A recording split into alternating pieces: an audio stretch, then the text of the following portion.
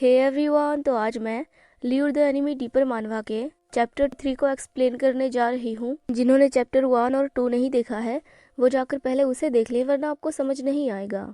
तो चैप्टर 3 के स्टार्टिंग में हम देखते हैं यूसी सियाओजिंग को टीज करते करते उसके कंधे पर गिर जाता है और सियाओजिंग को स्नाइप करते हुए बोलता है, आपसे बहुत अच्छी स्मेल आ रही है माय लेडी। तो क्योंकि यूसी के हाथ में वो कपड़ा आ चुका था, अब तक तो उसे पता चल जाना चाहिए कि ये एक लड़का है।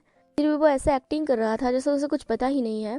तो सियाओजिंग सोचता है क्या वो इन सब चीजों में इतना खो गया है कि उसे इतना भी फर्क नहीं पता कि मैं एक लड़का हूँ। तभी उसे उसके थाइस पर हाथ ले जाता है, जिससे सियाओजिंग बेचारा तो शर्म के मारे पानी पानी हो जाता है और उसका चेहरा बिल्कुल लाल हो जाता है। और यूसी भी उसकी तरफ धीरे धीरे बढ़ने लगता है, जिससे वो डर जाता है, पर वो कुछ कर नहीं सकता था। वो उसे रोक भी नहीं सकता था क्योंकि यही तो उसका मिशन था और उसे अपने मिशन को किसी भी हाल में पूरा करना ही था। वो बेचारा शौक के मारे कांपने लगता है। तो यूसी उससे बोलता है, माय लेडी, क्या आपको मुझसे इतना डर लग रहा है कि आप तो बिल्कुल हिल भी नहीं रही। तो सियाओजिंग सोचता है, मैं तो इस बात से डर रहा हूँ कि मेरी घूंघट ना निकल जाए और मेरी असली पहचान इसके सामने ना आ जाए। यहाँ यूसी बस उसे टीज किए जा रहा था।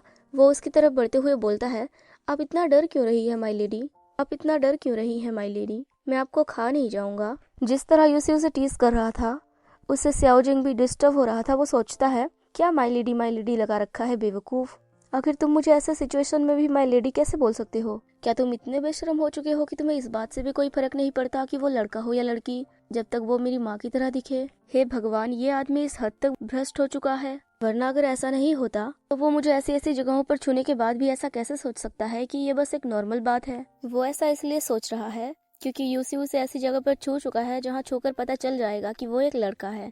फिर भी ना ही वो कुछ रिएक्ट कर रहा है, ना ही वो उसे दूर करने की कोशिश कर रहा है, ना ही वो उससे कुछ बोल रहा है कि तुम तो लड़के हो। बस वो अपना काम किए जा रहा था जैसे वो कोई बेशरम हो, चाहे लड़का हो या लड़की, जैसे उसे कोई फर्क ही ना पड़ता हो। फिर वो सोचता है, आखिर उस ड्रग का असर कब होगा? ये सब सोचते हुए वो यूसी को रोकने की बहुत कोशिश कर रहा था। मतलब इतना ज्यादा भी कोशिश नहीं कर रहा था कि यूसी उसे छोड़कर भाग जाए, बस वो उसे दूर धकेलने की कोशिश कर रहा था। वो फिर सोचता है, वो तब से अब तक मेरे कपड़ों पर लगे हुए सैंड को इनहेल कर रहा है, मतलब वो उस हवा में फैली हुई सैंड से सांसें ले रहा है, तो अब तक उस पर उस ड्रग का असर कैसे नहीं हुआ? वो बस मुझे इधर उधर छेड़े जा रहा है और अभी तक उस पर वो असर नहीं हुआ। वो यूसी की हरकतों से इतना वो हो चुका था कि वो सोचता है कि अब मैं खुद को और कंट्रोल नहीं कर सकता। तभी वो अपने लिमिट पर ही था कि यूसी उसके कंधे पर गिर जाता है, जिससे वो चौंक जाता है और सोचता है, क्या ड्रग ने अपना काम कर दिया? ये सोचकर वो यूसी को अपने कंधे से हटाकर जब उसके चेहरे को देखने की कोशिश करता है तो उसकी आंखें धुंधली हो रही थी। वो मुश्किल से ही उसे देख पा रहा था। यूसी को इस हालत में देखकर सियाओजिंग सोचता है, यूसी एक ऐसा इंसान है जो बहुत तेज दिमाग और समझदार है। वो दरबार में होने वाले चालबाजियों, योजनाओं और साजिशों को आसानी से पकड़ लेता है और जो लोग उसे मारने की कोशिश करते हैं उनकी कोशिशों को भी वो नाकाम कर देता है। लेकिन वो मेरे सामने तो बिल्कुल फेल हो गया। उसने कभी सोचा भी नहीं होगा कि मैं उसके खिलाफ ऐसे षड्यंत्र रचूंगा। तभी वो यूसी पर हमला करने के लिए काउंटिंग करना स्टार्ट कर देता है और जैसे ही उसकी काउंटिंग खत्म होती है उसे लूसी पर हमला करना था, पर लूसी ही उस पर भारी पड़ जाता है और वो उसे नीचे गिरा देता है, जिससे सियाओजिंग बिल्कुल चौंक जाता है। यूसी जो कि अब तक राज सिंहासन को संभालते आ रहा है और वो इतना चालाक है, इतना समझदार है, तो वो ऐसे साजिशों में खुद को फंसने कैसे दे सकता है? वो तो बस नाटक कर रहा था और सियाओजिंग के प्लान में शामिल होने की कोशिश कर रहा था। वरना अगर उसे रिएक्ट ही करना होता तो वो तब करता जब सियाओजिंग के सजावटी कपड़े उसके हाथों में आ गई थी।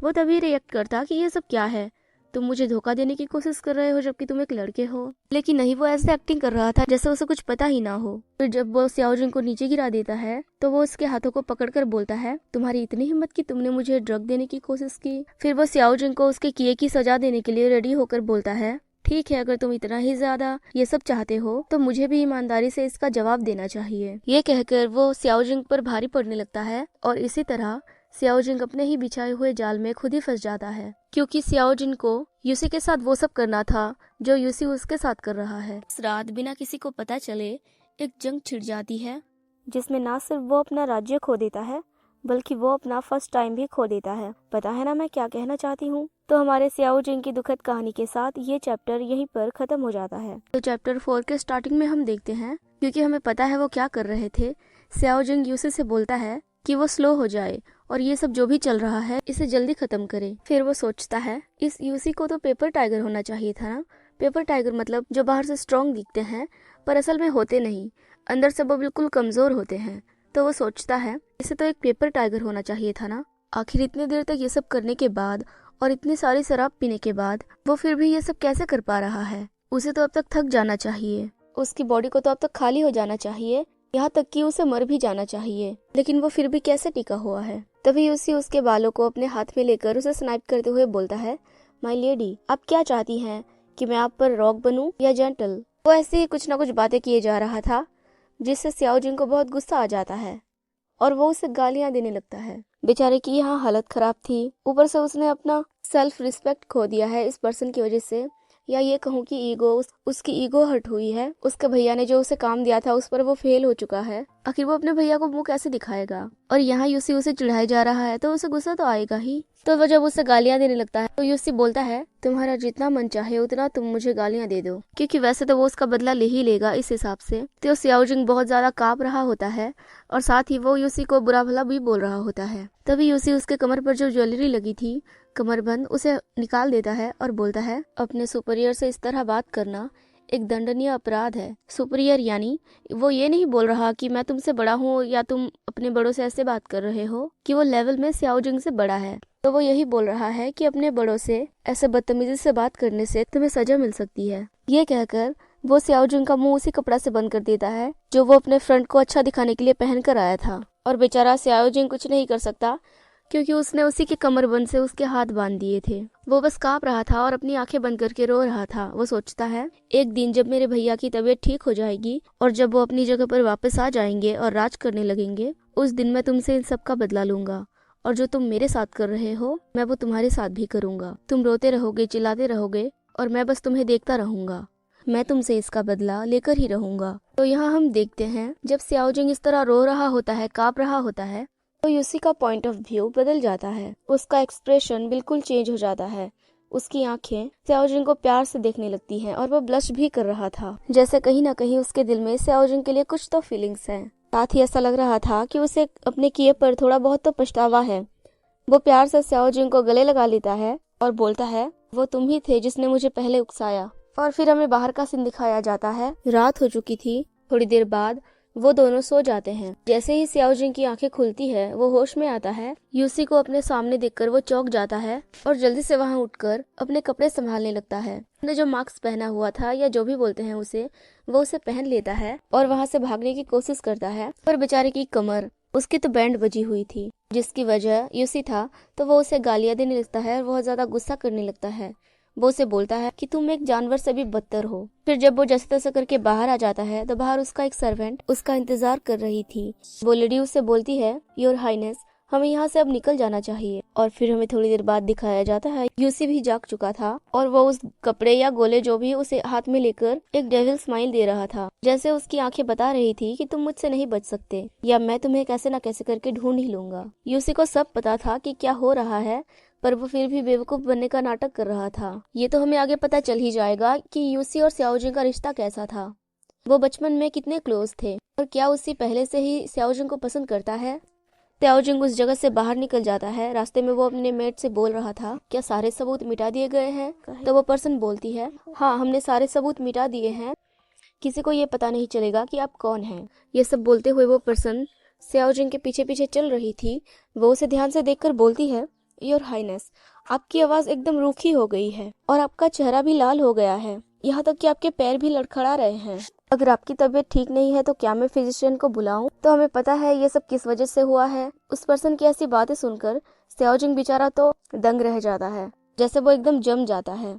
तो उसके एक्सप्रेशन को देखकर वो पर्सन सोचती है, क्या मैंने कुछ ऐसा बोल दिया है जो मुझे नहीं कहना चाहिए था? तो शायद सियाओ जिंग को पता चल गया था कि इस पर्सन को पता चल चुका है कि असल में क्या हुआ, इसलिए वो बोलता है, आज जो कुछ भी हुआ वो किसी को पता नहीं चलनी चाहिए, वरना। इतना बोलकर वो अपने सामने एक लकड़ी को जोर से मुक्का मारता है तो उसके टुकड़े टुकड़े हो जाते हैं। वो बोलता है, अगर ये बात यहाँ से कहीं बाहर गई तो मैं इस लकड़ी की तरह तुम्हें भी चूर चूर कर दूंगा, समझ गए? तो वो पर्सन फ्लिंच हो जाती है और बोलती है, हाँ, मैं समझ गई।